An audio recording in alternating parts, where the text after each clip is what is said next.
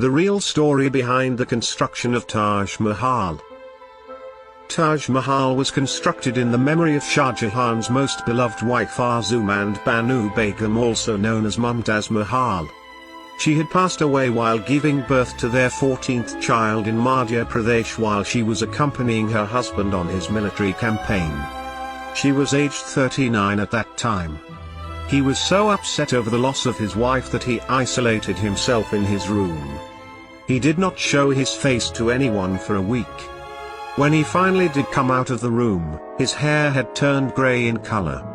Her body was interred temporarily at the place of demise and then later transferred to the central hall of the Taj Mahal.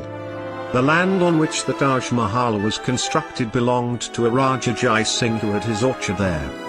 As Islamic tradition states that the land for a tomb cannot be donated, Jai Singh was rewarded with 5 havelis instead. It had been designed by Ustad Ahmad Lahori and Ustad Abdul Karim, and the designs, approved by Shah Jahan. This monument took over 2 decades to construct.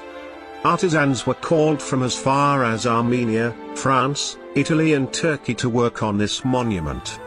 There were over 39 types of semi-precious stones used to build this monument. And a surprising amount of gold, 4,000 kilograms to be precise. By the time this monument was constructed, Shah Jahan's empire got into serious trouble as they faced a major lack of funds. The Marathas and the Rajputs were encroaching the boundaries of his empire. The emperor was lost in his own trance. Muhyiddin Muhammad, his son, took charge of the empire's armies and suppressed the rebellions. His son even went on to imprison his own father once he got to Agra. He even slayed his own brothers, all to name himself the 6th Mughal Emperor Aurangzeb. Shah Jahan spent his last days confined to Agra fort room, just gazing at his monument from across the Yamuna. The monument is an amalgam of Indo-Persian architecture, which is mirrored in the abundant murals and reliefs of the holy Indian flower lotus adorning the marble walls of the monument.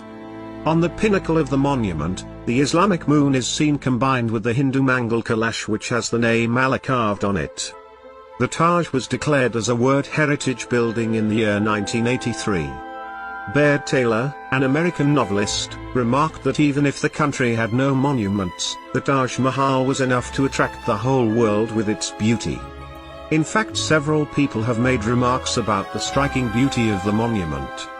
British military officer Colonel Sloman's wife had famously once said, "If someone can build a majestic tomb like the Taj Mahal for me, I would die tomorrow."